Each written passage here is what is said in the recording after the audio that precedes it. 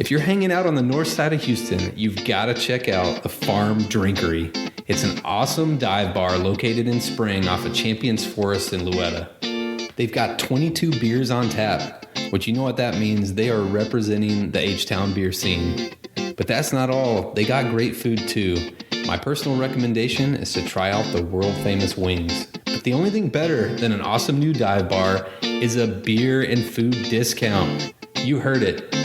Beering Ain't Easy podcast listeners can go in and give the code BeerNerd20 for 20% off your bill. That's BeerNerd20 for 20% off. Come for the great atmosphere and stay for the free high fives. God damn, I need IPA. This is Beering Ain't Easy, your podcast for beer humor, dad humor, and beer tastings from Texas and beyond. So crack one if you got one and turn it up.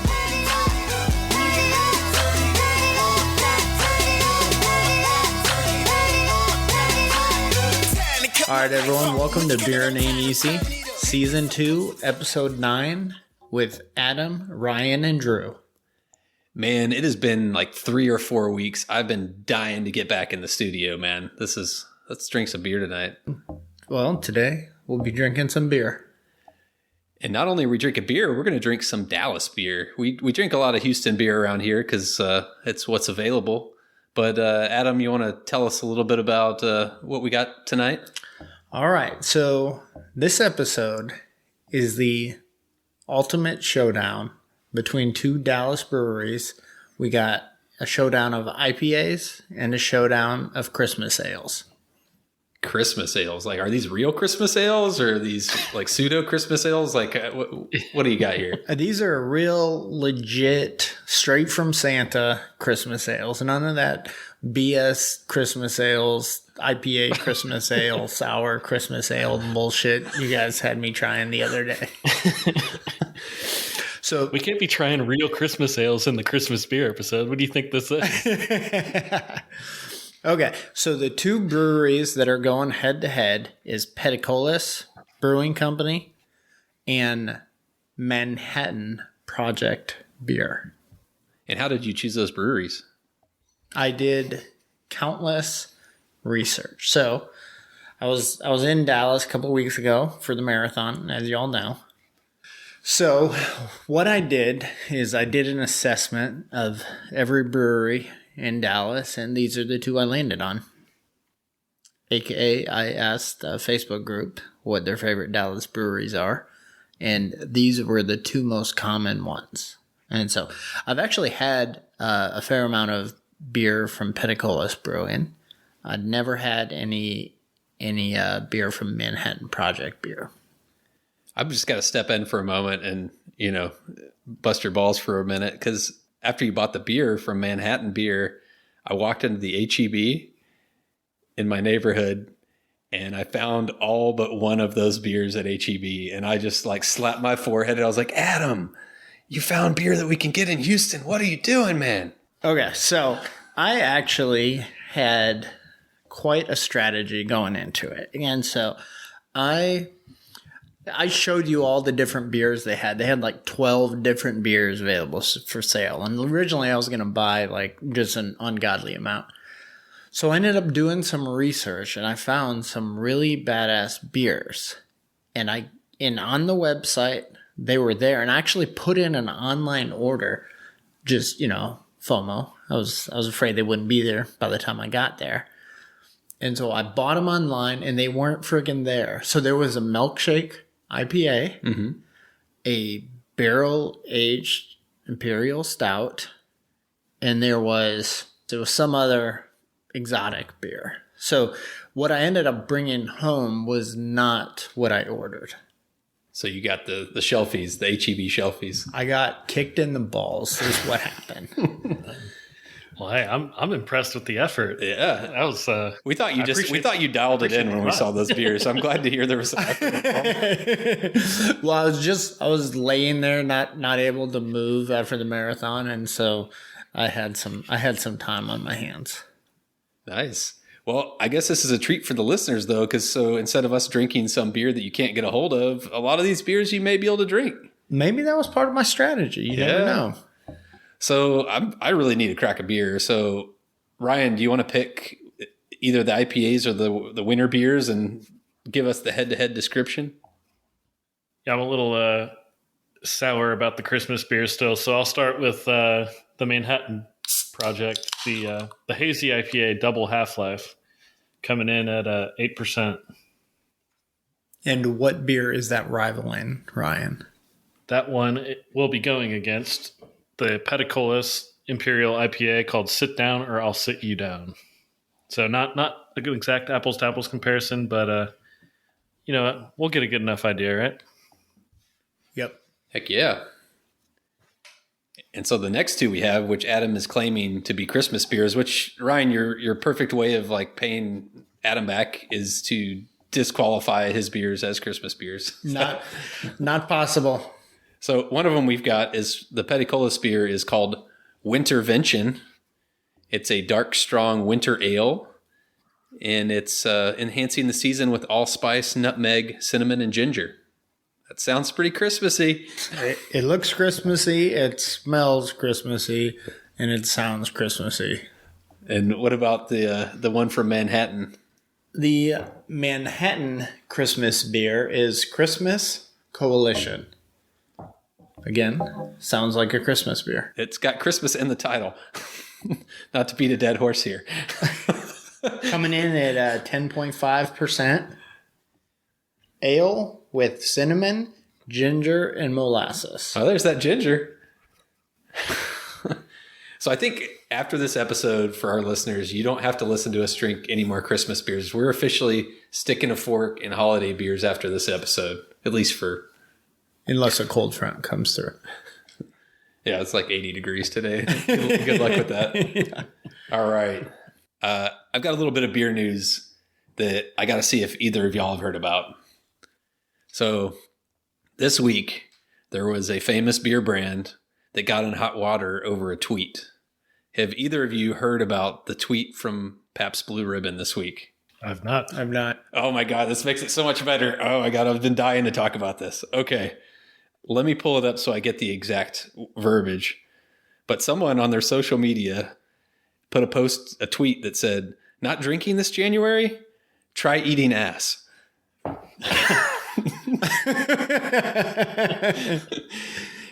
And what made it even better is that like there were so many comments because everyone thought that was ridiculous. And so someone put a comment that said, "How do you tell the difference between eating ass and drinking a PBR?"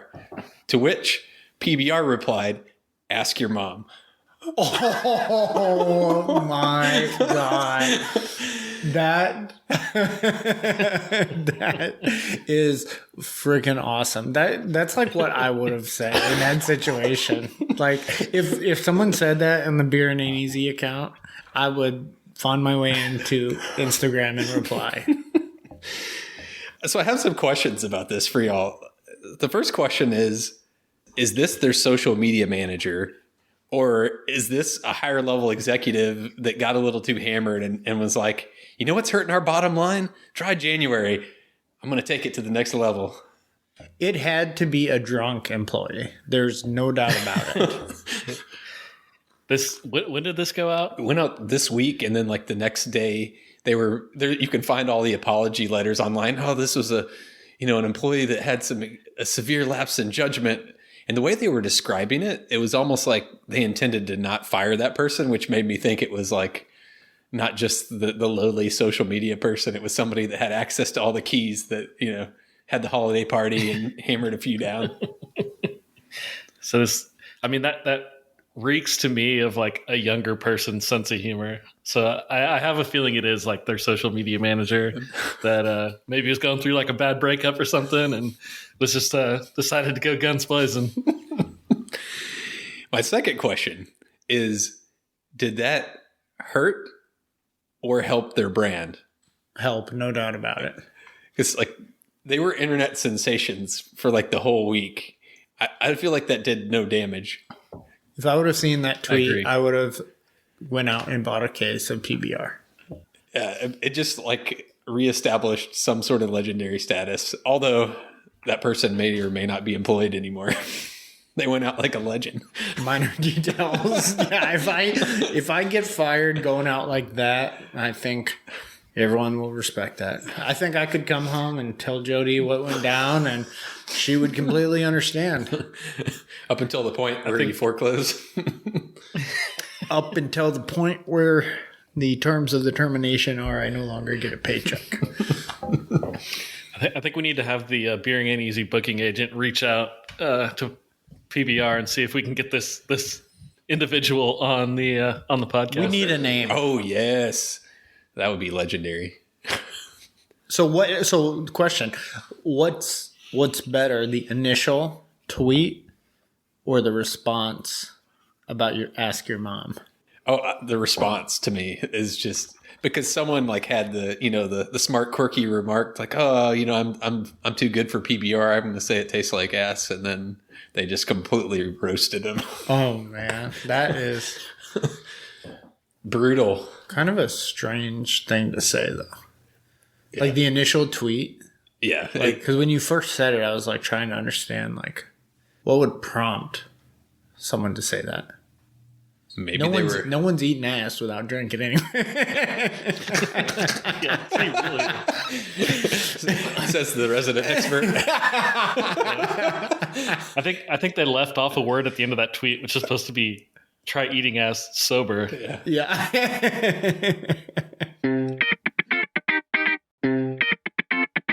Intrigued by this double hazy IPA from Manhattan because it's the least fruity hazy IPA I think I've had.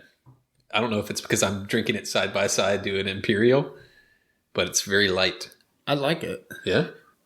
Drew, are you saying your taste buds are lacking? You're not tasting much right now? All right. Break it. Give it to us.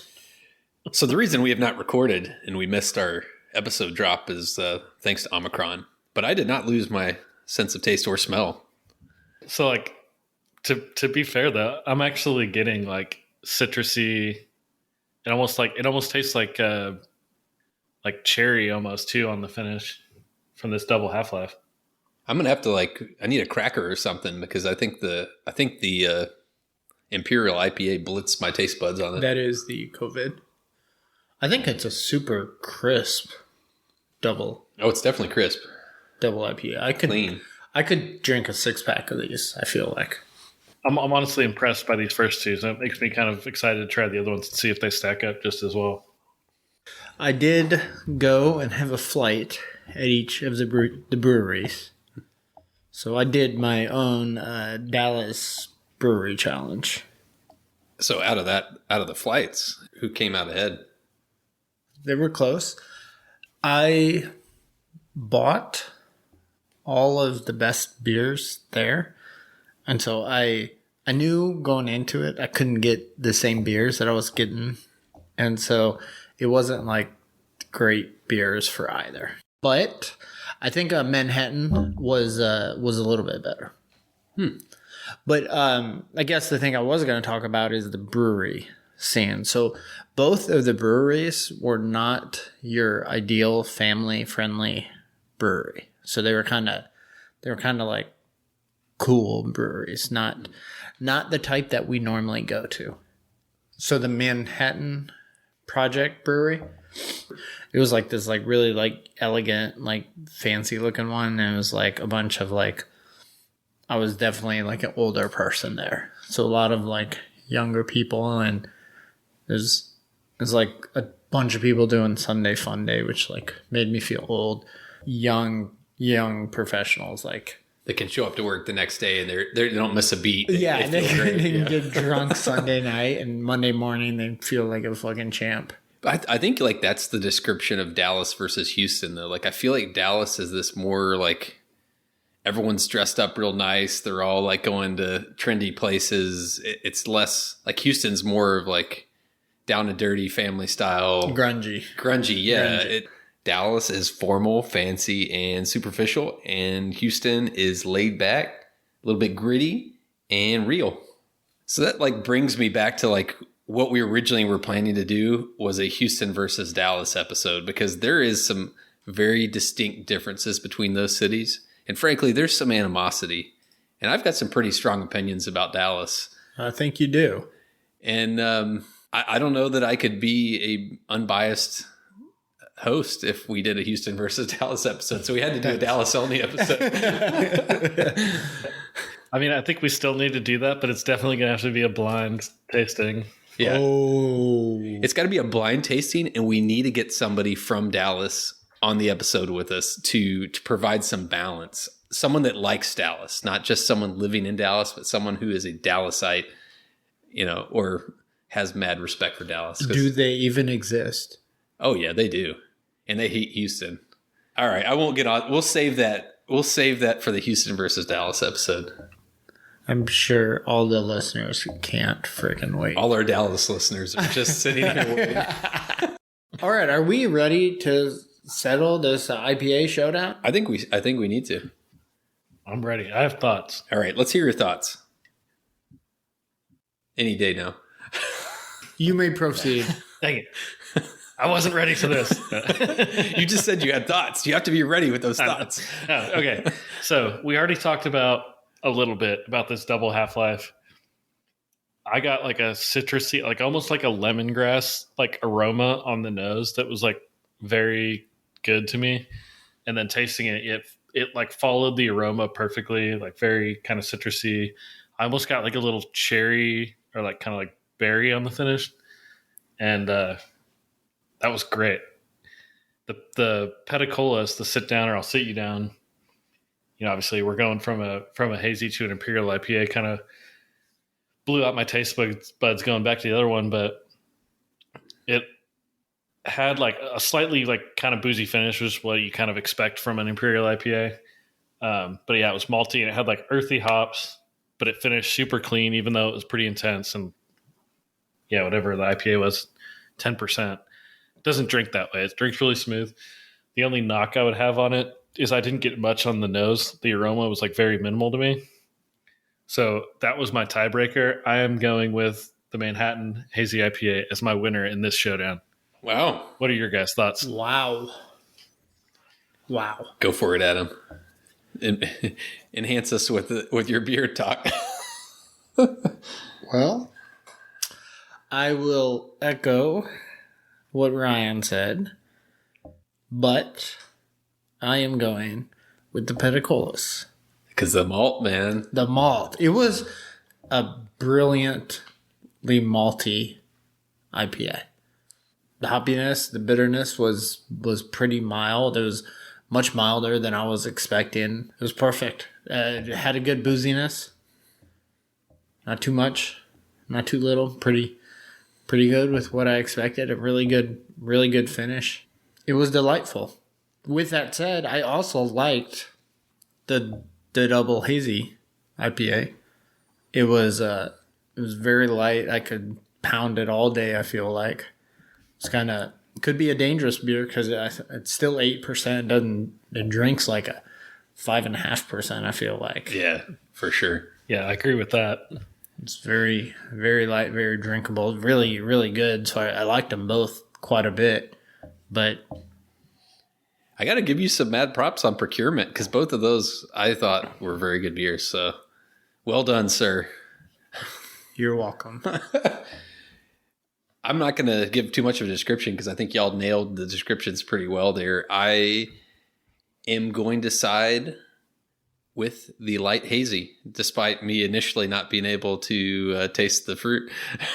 Normally, I like my hazies like super thick, super fruity, but this was just like a super easy drinking beer, and it was good. I liked it.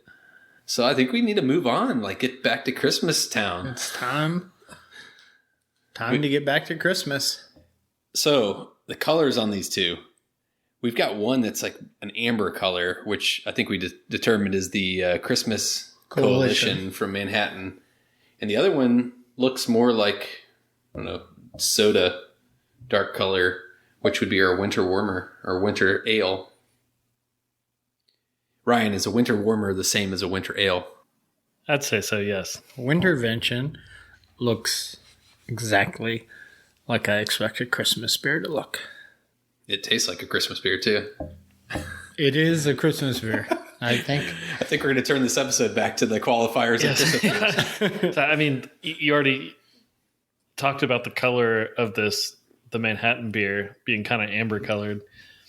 When you read the description, it's called a holiday ale, and they talk about cinnamon, ginger spice, molasses, dark candy sugar being in it.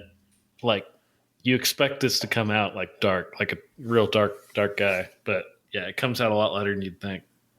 What I like about some of these Manhattan beer cans is on the back of them, they say what it pairs well with. And so we were drinking the Double Half-Life earlier, and it pairs well with aged Gruyere, biscuits, and garlic. But the Christmas ale pairs well with tinsel, mistletoe, and baking. So it seems like they baking or bacon? Baking. So kind of a little difference there. I was expecting you to have a food lineup consistent with what the pairing recommendations were. Well, it's thank God that we didn't pair it with mistletoe, because that could have been really awkward on this podcast. Now that I read the can, I am getting that small hint of cinnamon. Yes. Do you guys yes. get that? Try tasting that Christmas Coalition again. That was the one I get predominantly. That was the very first note. That was like the only thing that actually I could pick out. And now that I read the can, I get like some of that candy sugar flavor too. It drinks really light for being a 10.5% beer. I think we've made a conclusion that Manhattan Project beer drinks lighter than its ABV. All right. Are y'all in a position to say which of these you like more? I am not. I've hardly had any of Wintervention. Yeah, I'm actually not either. I'm struggling with this one. Okay, if you're not ready, then I need to ask Adam. We talked about on the previous episode, the marathon, mile 21. They serve you beer. Did you get the beer? So, you will not believe this story. I was running, and like when you're running, for those of you who've never done a marathon. Oh, look at him on his high. When you run, you start off with the half marathoners, the losers is what we like to call them. And like the marathoners and the half marathoners have like a different colored bib. There was a guy who was running next to me. He was running a fucking marathon. Takes a Jameson shot at mile 3. Jameson shot, mile 3. Did you see him finish? Yeah, actually, it was really weird because he finished. So like he was like way faster than me, and he must have just died because we finished at like the same time. I mean, I would think like a shot at mile 3. That's a bold move. So that's a 5K move, not a half marathon move. I know. It was a full marathon. I mean, he had 23.2 miles post Jameson shot. But it's amazing. Like the Houston marathon that I did wasn't like this, but you literally could have gotten drunk on that. There was Bloody Marys, there was mimosas, there was probably 5 Jameson shot stations throughout. That sounds like Beta Breakers in San Francisco. It was a 10K, but most people just walked it and drank the whole way. Were there anybody walking? Not the marathon. I mean, there's definitely people walking at the end of the marathon. Yes, the ones who took Jameson shots every 3 miles. Oh, yeah. All right. Are y'all ready to commit on these beers? I think we're ready to commit. So I'm just going to go out and break the ice here on my favorite out of the two.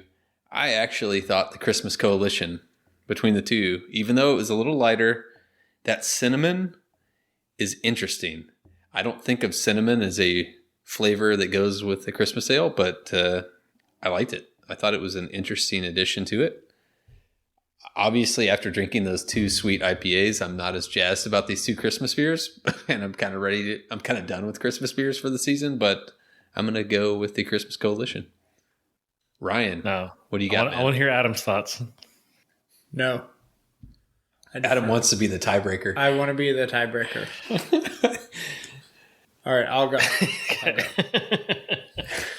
The audience asked for a Christmas beer off, and I provided them with a Christmas beer off.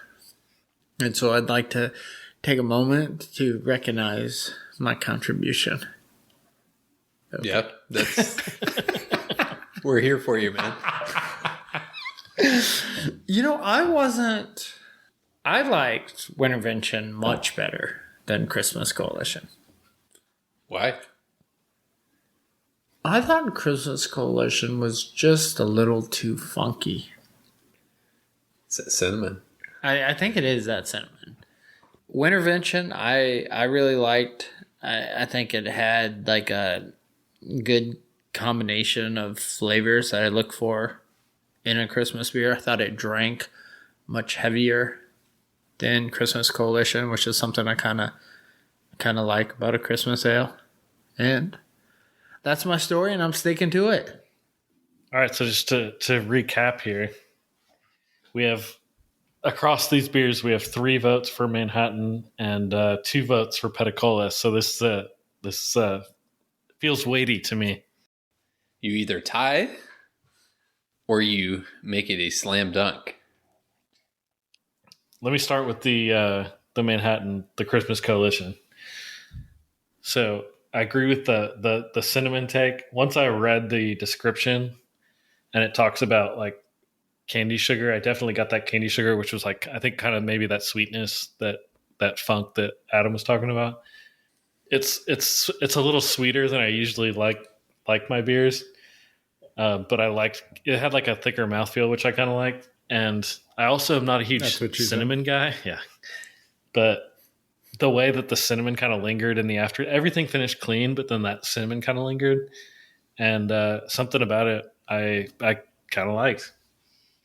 With the Wintervention, same as the other Peticolas, I didn't get that much on the nose. I definitely got the allspice and nutmeg like right up front when you take a drink of it.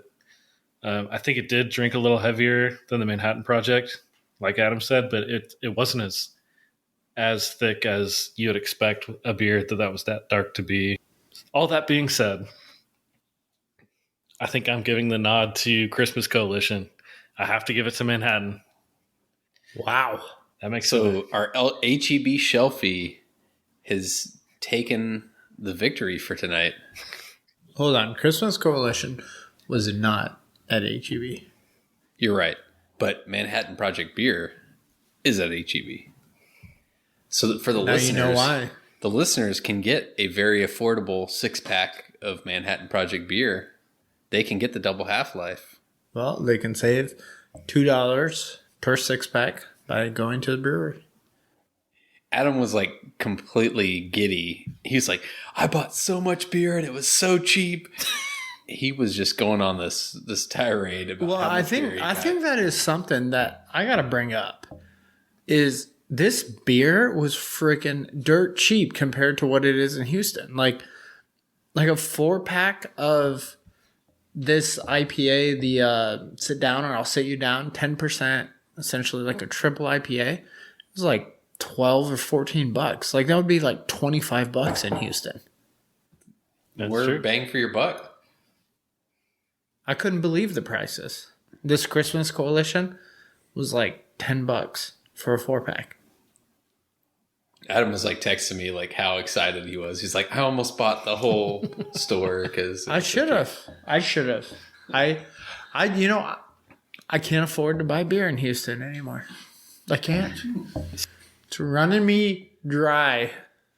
I will say I'm impressed by all of the beers we tried tonight, and I have a new respect for Dallas beers. So, Drew, are you going to cut that out? Or are you going to leave it in? I will leave it in, but I was going to ask the question: do we think these could stack up to Houston beers? Cost has to be a factor when you're comparing the two. There's taste, there's cost, there's a lot of factors involved in which is the best beer city. What other factors? Cut. Damn it, don't undermine me. Not on air. I'm the host here, damn it.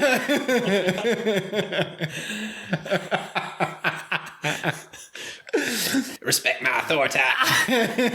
Okay, so but back to the question is, do these beers stack up with Houston? And I have to say yes. Like these IPAs were damn good.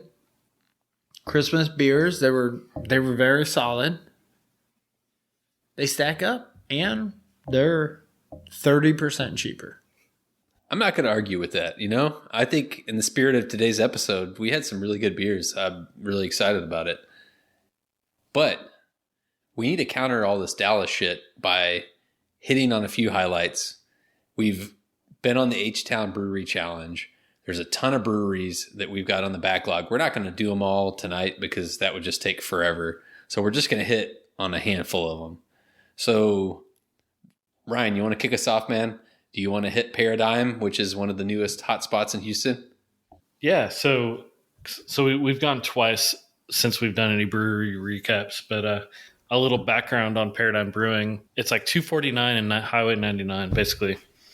And the co-owner and head and brewmaster started out at Miller, worked at Carbach, and now opened his own place. He teaches brewing and like restaurant operations at A&M. He teaches this class. So he opened up his own place, and it's massive. You can tell he's confident this is going to be successful because the place is massive. It's super nice. The beers are all like spot on. He has a beer called Precision IPA, and it's called Precision because it's 7.0% alcohol and 70 IBUs. So he's just like basically gloating about the fact that he can hit these benchmarks perfectly. All his beers are that way. He has a lot of flagship beers. They started distributing before the tap room opened, so you may have seen him around if you're in Houston. Right now, he has a lot of like he has a coffee lager, a coffee stout, some like different a coffee Hefeweizen. So he did a lot of experimentation with coffee this round, but that's constantly changing.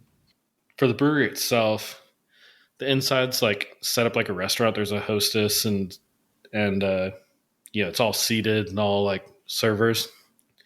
But outside is like bar service only. And it's a huge property. They have a bunch of disc golf baskets, picnic tables, cornhole boards, tons of space to move around. I ended up talking to him for a little bit. He wanted the place to be very family friendly. So he has plans in the works to encourage that. So it's super cool. There's, a tiny thing, but there's changing tables in the bathrooms. Everything's brand new. It's all super nice. And if you don't like coffee, he said he's wanting to get some stuff out for some different stouts, and he wants to do there's a hazy in the fermenter right now. He wants to do some kettle sours in the spring. So he's going to have a really, really broad spectrum of styles. So I'm pretty excited for what they end up doing.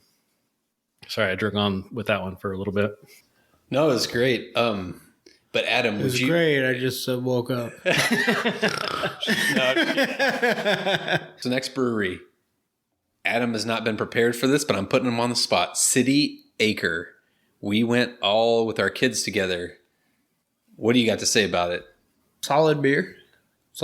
Pretty cool little setup. I guess the one downside of the setup is they grew like herbs for the food that they make, and they don't have it like completely fenced in. And my little fucking menace of a child destroyed all their herbs, so they'll have to buy them for the next couple of years. So, pretty solid beer. Not the best beer I've had, not the worst beer I've had, but pretty good food. I like the food that they had. The food was good. I liked it. Pretty good setup, like for a family. Like plenty of space for the kids to run around. Nice like picnic table, outdoor area. The one thing I didn't love is they didn't really have music. Yeah, it was super low key. Yeah, and so and they didn't have one TV, no TVs. And so we were there on a Saturday. It was like college football. There was no football on. There was no music. It was just you're sitting outside with the kids destroying the herb garden. But I was able to get 2 flights. They had a lot of selection. Yeah, a lot of different beer. Yeah. So overall, solid place. Nice. I want to go back there sometime because the only time I went was like the first day or two they were open. And they were literally like pouring this entrance sidewalk like the day before they opened. So it was, I mean, they did well for the position they were in, but I want to go back now that it's a full functioning brewery. So Yeah, so next one on my list, I went to Equal Parts Brewing by myself. It was kind of lonely. I was there to pick up the Holy Ghost because we bought some Holy Ghost from Parish, and the beer pickup location was at Equal Parts. And I was like, okay, the guy pulled out the back of the truck, and I was like, well, I got to go into Equal Parts and drink some beer if I'm going to be like peddling beer in their parking lot. That's only fair. Correct. So I walked in, and the thing about Equal Parts, we've talked a lot about Houston breweries being very family friendly. That's not Equal Parts. Like, you go in there to Equal Parts, aka Sigma, and they had a DJ going at like 5 o'clock on a Saturday, and it was like, and no kids inside. It was a bar. It was a bar for sure. But what I was impressed about is I've always liked Sigma's beers. Like they've got the lager beer. Equal parts. Oh, sorry. I've always enjoyed the Equal Parts beer. Their IPAs are unique. They've got, the lager beer is a great Pilsner. But what I didn't know that they don't sell in stores is they have a whole lot of like coffee stouts and like very interesting dark beers there. And so I bought a couple big bottles that I'm still sitting on one of them that Ryan and I are going to crack open without Adam. Fuck yourself. If I can cut him out. Fuck yourself. Go fuck yourselves. But I cracked one of them open, and they make some good dark beers too. So definitely, if you're going there, buy some of the big bottle dark stouts to go, which takes us to our final brewery of tonight, and that will be New Magnolia. And I'm going to kick it over to Ryan to start us out. Yeah, so that was sentimental to me going back to New Magnolia. For the listeners that have stuck with us for some reason, they know that I used to live down in the city. New Magnolia used to be like 2 blocks from my old house. So they have actually a very similar story to my brother and my dad's brewery. It's a family affair where it's grandfather, father, and son kind of did it. And they have a whole back area parking lot they keep gated off, and they keep kids tables and kids toys out there and stuff. So it's super family friendly. They make a lot of unique beers. They do a lot of weird stuff with like flavoring stouts, and they make a historical beer that won like bronze in the US beer or the US Open of beer. I forgot what it's called, but they make the dry hopped Kolsch that is like super good. I don't know why more people don't make dry hopped Kolsches now that I've had theirs, because it's so good. I have good things to say. Their bathroom situation is like communal bathrooms with not communal bathrooms. It's like individual stalls, but it's communal sinks. So you got go into the same area. So that's a little awkward, not usual for what you see. So that's kind of a little jarring the first time you go in there. But overall, man, that place is awesome. Okay, so Cut out that were part. you dumping out? So were you dumping out in the women's bathroom? Is that what was going down? I was going to comment that Ryan has had a lot of comments around the restroom scene. Yeah, cut out the whole bathroom part.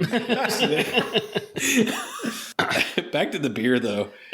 I don't know if it was because my first time going to a brewery after my COVID quarantine, which was excessive, but I was like in love with all their beers when we went there. Like, I was rating them like super high on Untapped. I was in like a super giddy mood. I love that dry hop Kolsch. I was in love with that. And then y'all have heard me on the podcast. I love coconut, and they had a coconut stout. It was called the Coconut Affogato, and I rated it like a 4.5 on Untapped. I was in such a good mood, and I love coconut, and I don't care what the rest of y'all think. It's a great adjunct.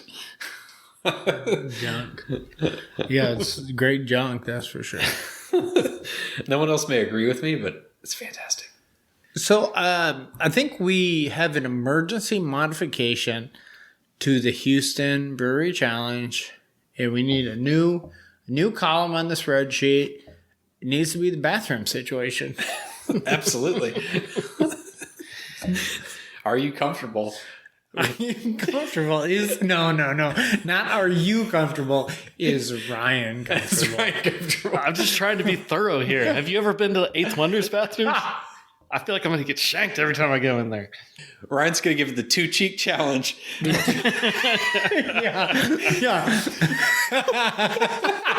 Okay. It is now the 2-cheek, the H-Town Brewery 2-cheek challenge. This, It is no longer the H-Town Brewery challenge. I got a case of the giggles. I can't get out of it. Drew is crying over here. Drew has lost his shit, and Drew is all for the 2-cheek challenge. So I think it's that time of the episode where we need to get to a close. And so at this point, I'd like to direct all our listeners to, if you love our episodes, check out all our massive repository of episodes on crossthestreamsmedia.com. We've got our podcast. We've got all our sister podcasts that are really badass to check out. And I'm going to kick it over. Ryan's probably got something creative that he's thought of. I'm going to kick it over to him first, and then we're going to let Adam close. all right, well, everyone, thanks for making us your number 2 favorite episode. Let's get out of here. Well, I think today you've learned a couple of things. You've learned a little bit about the breweries in Dallas, and you've learned about Ryan's infatuation with restrooms at breweries. We'll see y'all next time. This has been a Beering Ain't Easy production in Houston, Texas. Follow us on Facebook or Instagram. And if you want to see what we're drinking, our untapped handles are Beering Ain't Easy Adam and Beering Ain't Easy Drew.